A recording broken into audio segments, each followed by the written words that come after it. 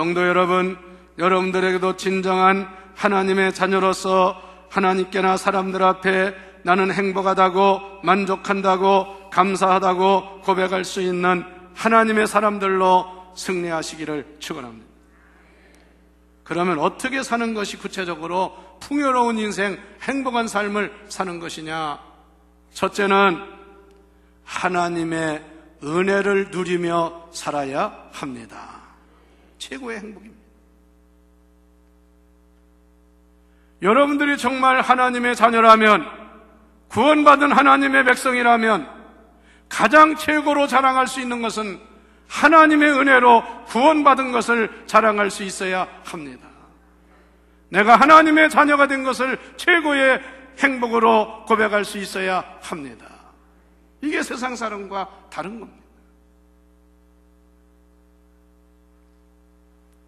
여러분, 하나님은 우리에게 한없는 은혜를 주시는 하나님인 줄 믿습니다. 그래서 예수 믿는 사람은 은혜를 누리면서 사는 사람. 누린다는 말이 무슨 뜻이냐? 기쁨이나 즐거움이나 행복을 마음껏 겪으면서 체험하면서 사는 것을 말합니다. 여러분, 지금도 예수 믿고 구원받았다는 사람이 한숨이나 짓고 불평이나 하고 또 항상 짜증 부리고 사는 사람이 있다면 여러분, 그건 잘못된 것을 알고 이제부터는 좀 더 하나님의 은혜 안에서 하나님의 은혜를 누리는 성도가 되십시오. 그때부터 행복이 시작됩니다. 찬송가가 600장이 넘는데 그 중에 가장 세계적으로 많이 부르는 최고의 찬송이 뭡니까? 나 같은 죄인 구하신 하나님의 은혜, 놀라운 것을 찬양하는 구원의 감격의 찬송입니다. 그래서 사람이 복을 받아 잘 사는 사람을 가리켜서 복을 누린다고 그래. 자유롭게 사는 사람을 자유를 누린다 그래. 그러나 자유를 누리지 않고 방종으로 나가면 자유가 오히려 그 사람을 망치게 되는 것입니다. 여러분은 자유를 얻은 사람들이에요. 뭐든지 마음대로 할 수 있어요. 돈만 있으면 술도 마실 수 있고 담배도 필 수 있고 놀러도 다닐 수 있고 얼마든지 누릴 수 있어요. 그러나 잘못 누리는 것은 인생을 망치는 겁니다. 하나님의 은혜 안에서 누리는 자가 진정으로 행복하게 되는 줄 믿습니다. 수많은 사람들 중에는 참 저는 요즘 시내나 어떤 여기 어디 일이 있어서 가게 되면요, 특히 무슨 역전이나 고속버스 타는데 이런 데 가면 제일 어려운 것이요, 사람들 중에 담배 피는 사람들이 그렇게 많아요. 왜? 실내에서 못 피니까 다 나와서 담배를. 그 지나가다 보면 냄새가 얼마나, 그놈의 담배 연기가 얼마나 독한지 멀리까지 바람 타고 냄새가 와요. 그래서 서울은요, 이제는 거리에서도 담배 못 피는 거리가 배닫습니다. 제가 자주 그 청와대 앞에 광화문에 가는데 거기 담배 못 핍니다. 자유예요, 자유. 그래서 그런 자유는 누릴수록 자기가 죽는 거예요. 남에게도 해가 되는 거예요. 여러분들은 할 수 있는 한 하나님의 은혜 안에서 참된 만족과 풍요로움과 행복을 누리시기를 바랍니다. 이게 진짜 행복이고 영원한 행복이라 그 말이에요. 사도 바울의 생애를 보십시오. 그가 예수를 만나기 전에는 세상 부귀영화의 행복을 누렸던 사람. 자기가 그렇게 말했습니다. 내가 인간적으로 육신적으로 자랑하기로 말하면 누구에게 못지아니한 자랑거리가 있는 사람이다. 자기 출신 신분으로 말하면 자기는 왕족이라, 왕족. 그리고 아주 율법주의에 철저한 사람이고 학문의 최고의 학문을 공부한 사람이고 누구보다 젊어서 출세한 사람. 그러나 그에게는 행복이 없었어요. 만족이 없었어요. 그러나 그가 예수 믿는 사람들을 잡아서 가두기 위해서, 핍박하기 위해서 저 다메섹으로 가다가 길에서 예수님을 만났습니다. 거기서 그가 눈을 뜨고 회심하고 새로워지면서 그는 완전히 새로운 인생을 살았는데 그의 고백이 뭐였습니까? 전에는 오호라 나는 곤고한 사람이로다. 누가 나를 이 어려움에서 이 노예 생활에서 구출할까? 그런데 그가 예수님을 만난 다음에는 이렇게 말했습니다. 예수 그리스도를 아는 지식이 너무나 고상하여 이전에 자랑하던 모든 것들을 배설물과 같이 버렸노라. 우리의 신앙 고백이 될 수 있기를 소원합니다. 그 진정한 하나님의 자녀의 멋이지. 역사의 인물 중에 그리스도인으로서 위대한 인물들이 많았어요. 그런데 그 중에 20세기의 성자라고 했던 위대한 인물 알버트 슈바이처라는 분은 위대한 사람이었습니다. 그는요 예수전이라는 책을 쓸 정도로 위대한 신학자였습니다. 신학자였습니다. 유명한 의사입니다. 철학 박사를 가지고 있는 철학자입니다. 음악에 정통한 음악 박사입니다. 박사학위만 해도 5개를 가지고 있는 사람. 그가 모든 유럽에서의 넉넉하고 보장된 생활을 뒤로하고 아프리카로 떠났습니다. 아프리카의 어려운 사람들을 구원하고 그들에게 사랑을 베풀기 위해서 떠났어요. 많은 친구들이 반대했습니다. 우리 교회도 선교사로 모든 기득권을 버리고 선교사로 가는 사람도 있잖아요. 그래서 많은 사람들이 왜 지금 좋은 그런 환경, 모든 그런 기득권을 놔두고 아프리카로 가느냐. 어느 대학에서는 당신을 총장으로 모시겠다고 했어요. 다 거절하고 아프리카 오지로 들어갔습니다. 식인종이 사는 그런 곳으로 갔습니다. 그는 이런 말을 했습니다. 우리는 너무나 많은 부와 편리함을 누리면서 그것이 당연한 것처럼 살고 있다. 지구상에는 고통받고 각종 병에 지배를 당하며 그것을 맞설 수단과 능력도 전혀 없이 죽어가는 사람들이 부지기수. 우리가 그리스도인이라면 이렇게 사는 것은 진정한 삶이 아니다. 그러고 그는 아프리카로 떠나서 위대한 역사를 이루었습니다. 성도 여러분, 하나님의 은혜 안에서 참된 평안과 풍성함과 행복을 얻는 성도의 삶, 신앙생활이 되어야 합니다. 두 번째, 어떤 사람이 풍성한, 행복한, 만족한 삶을 사느냐? 자족할 줄 아는 사람. 자족할 줄 아는 사람. self content. 자기 스스로 만족할 줄 아는 사람이 되어야 합니다.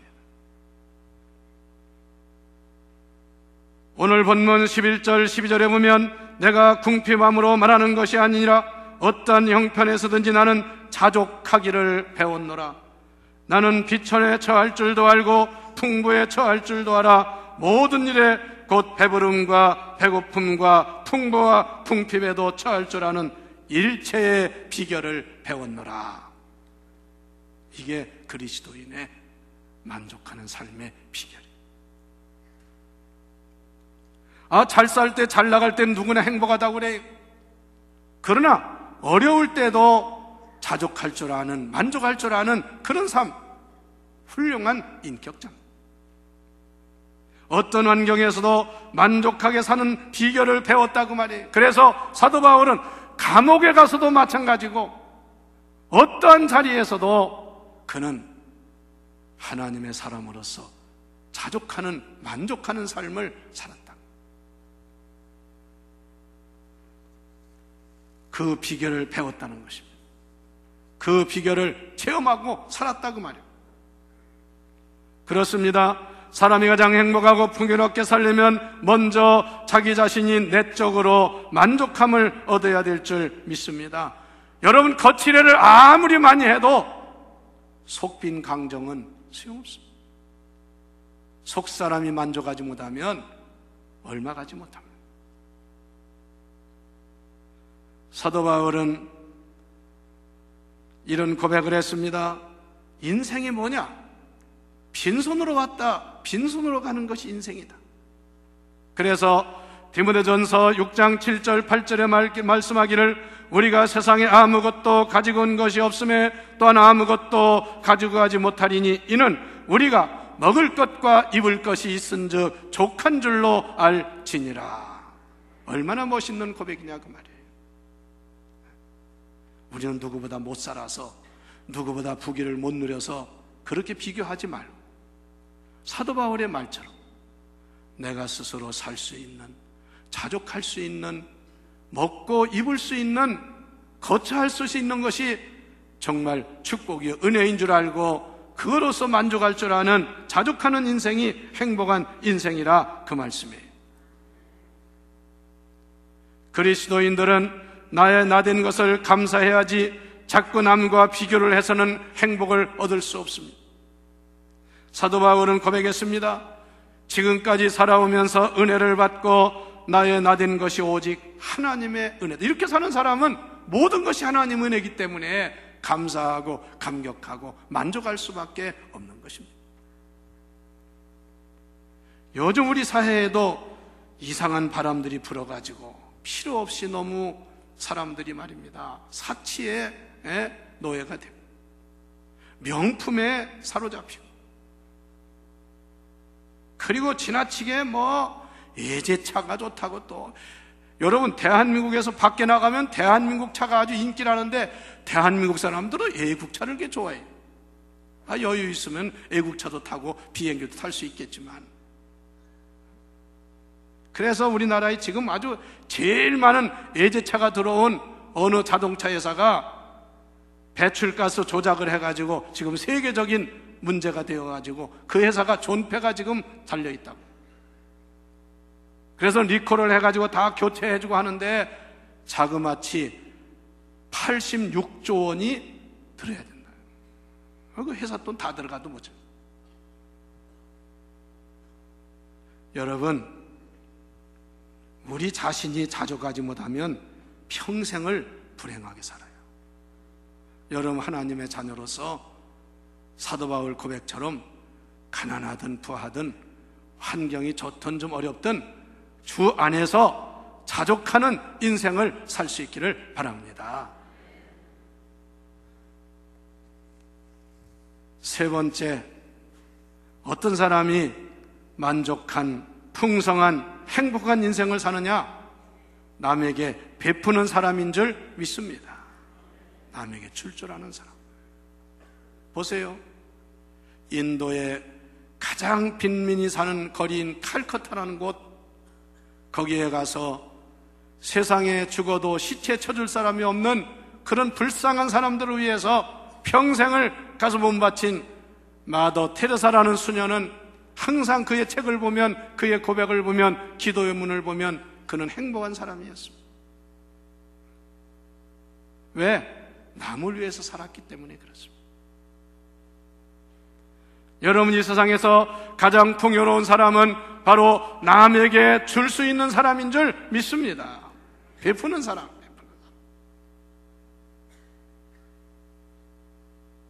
거지는 부자로 사는 사람보다 훨씬 많이 먹는다고 그래요. 그렇지만 거지는 항상 배가 고프답니다. 왜? 얻어먹기만 하려고 하지 주는 일이 없기 때문에. 주는 사람은 여러분 남보다 넉넉한 사람이 됩니다. 우리가 아이들을 키우면 먹고 싶어서가 아니라 아이들을 가르치기 위해서 과자를 사주거나 맛있는 음식을 해주면서 아이들한테 그럽니다. 아빠도 좀 줘, 할아버지 좀 줘. 그러면 어떤 애는요 아주 지혜롭게 먼저 갖다 줘요. 먼저. 그럼 어떤 놈은 사주고 잘해줘도 절대로 안 줍니다. 한 번만 달라고 그럼 먹고 싶어서 그러겠어요? 그런데 안 줘요.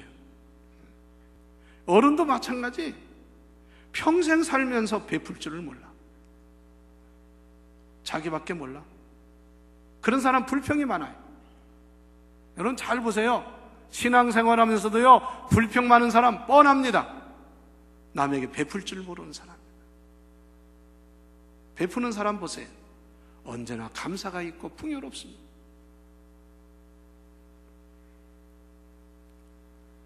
여러분, 피를 성경에서는 피는 생명이라고 그랬습니다. 피가 없이는 못 살아요. 그런데 지금 우리 전국에 있는 큰 종합병원에 큰 수술을 하려면 피가 있어야 피. 그래서 많은 사람들이 헌혈을 받아가지고 그 피로 충당을 합니다. 요즘은 강아지도 수술하려면 피가 물려면 공혈, 피를 헌혈 받는 강아지가 따로 있다고 하더라고요. 그게 뭐 사회에 문제가 되고 그렇습니다만, 그런데 어떤 사람은 평생 살면서 헌혈을 수십 번, 수백 번, 어떤 사람은 평생 헌혈을 엄청나게 많이, 그래도 건강하게 잘 살아요. 그러나 한 번도 남에게 헌혈을 해본 적이 없어. 여러분, 그리스도인이 그렇게 살면 못습니다. 줄 아는 인생이 만족하게 되고 받게 되고 행복하게 되는 줄 믿으세요. 구약 성경 열왕기상 17장에 보면 시돈의 사르밧에 사는 과부 이야기가 나옵니다. 선지자 엘리야가 가멜산에서 영적 전쟁을 통해서 바알과 아세라 선지자들을 다 처치한 다음에 그 당시 아합 왕의 왕후인 이세벨, 이 사람이 우상숭배의 원흉이었는데 이세벨이 화가 나가지고 엘리야를 죽이려고 전국에 방을 붙이고 사람들을 풀었습니다. 엘리야가 숨을 데가 없습니다. 오죽하면 로뎀나무 아래 앉아서 하나님, 더 이상 갈 데도 없고 내가 죽기를 원합니다. 나를 거두어 달라고 했겠습니까? 아니다, 너는 때가 안 됐다, 할 일이 더 많다. 하나님이 그를 살려서 호렙산으로 보내줘. 그 엘리야가 하나님의 인도를 받아서 그 시돈의 사르밧에 갔는데 먹을 게 없습니다. 마실 물도 없습니다. 그런데 어떤 과부 한 분이 나뭇가지를 줍고 있어요. 엘리야가 그 여인에게 말합니다. 나에게 물 좀 갖다 달라고. 그 당시는 3년 6개월의 하나님의 진노의 가뭄으로 인해서 물 구하기가 어려운데, 그런데 엘리야가 그 여인한테 나에게 물 좀 달라고. 그랬더니 그 여인이 물을 가지러 가는데 거기다 한마디 더 합니다. 올 때 내가 좀 먹을 것도 가져오라. 그 여인이 기가 막힌 거예요. 지금 자기도 먹을 것도 없고 지금, 그러면서 뭐라 했냐면요, 지금 우리 집에는 먹을 게 없습니다. 가루통에 한 움큼의 가루와 기름 몇 방울 있는데 마지막으로 이제는 살 길이 없어서 나뭇가지 주워다가 그것으로 해먹고 아들과 함께 이제는 죽을 때를 기다릴 수밖에 없는 현실이라. 그래서 나뭇가지를 줍고 있다고 하니까 엘리야가 이렇게 말합니다. 그것으로 먼저 나로 먹게 해라. 여러분, 하나님의 종이 너무 얌체 아닙니까?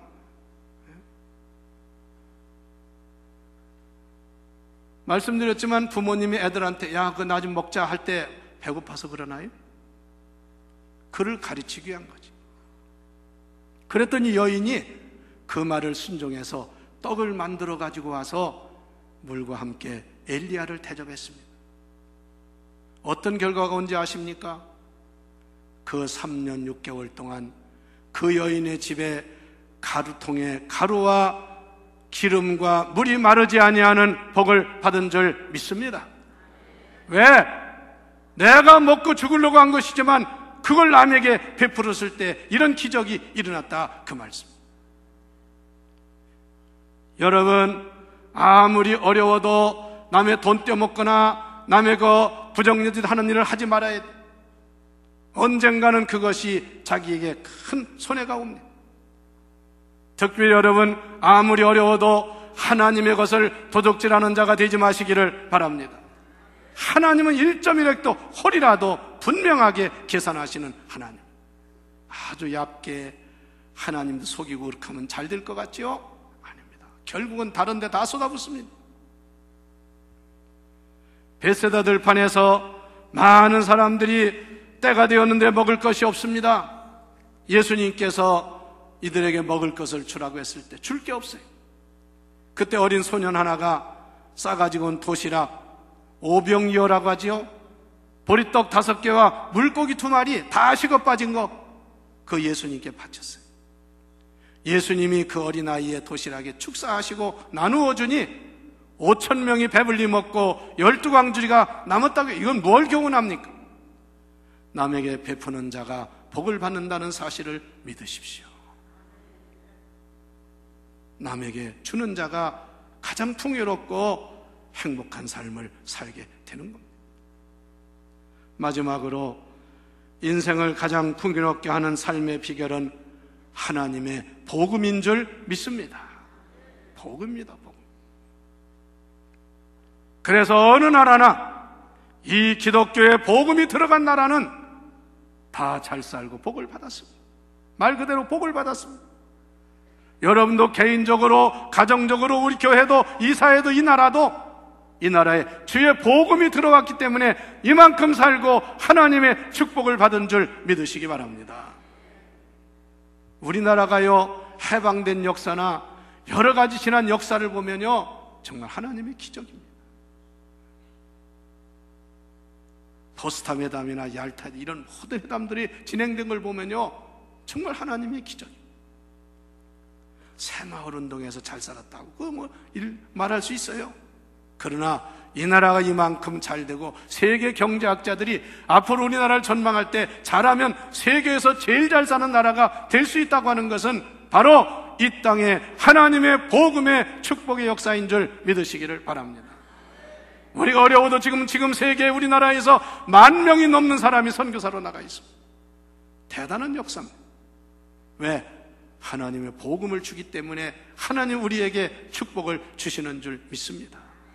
미국이 제일 부강한 나라, 제일 살기 좋은 때가 언제였느냐? 세계에 선교사를 제일 많이 보낼 때입니다.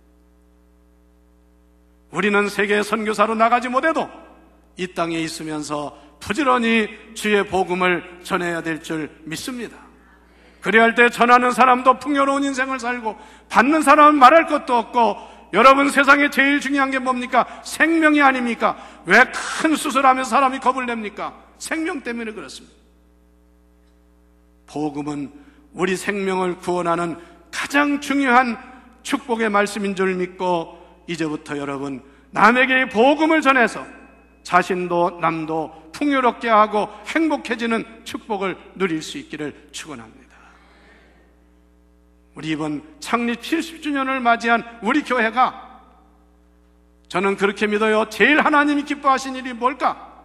여러 가지 행사도 하고 했지만 하나님이 우리 교회에 제일 기뻐하시는 일은 복음 전해서 영혼을 심는 일인 줄 믿습니다. 되게 큰 행사가 있으면 기념식수를 하고 하는데, 여러분 이번에 내가 반드시 복음을 전해서 70년 기념식수를 한다는 마음으로 주의 복음 전하는 저나 여러분 되기를 축원합니다. 그래서 오늘 저녁부터 전도 집회하는데요, 자꾸 나는 복음 못 전한다 이런 소리 하지 말고 은혜를 받고 나도 복음 전하는 자가 되어보자, 그 말씀이에요. 하나님의 축복이 여러분과 함께해서 풍요롭고 행복한 삶이 되기를 축원합니다.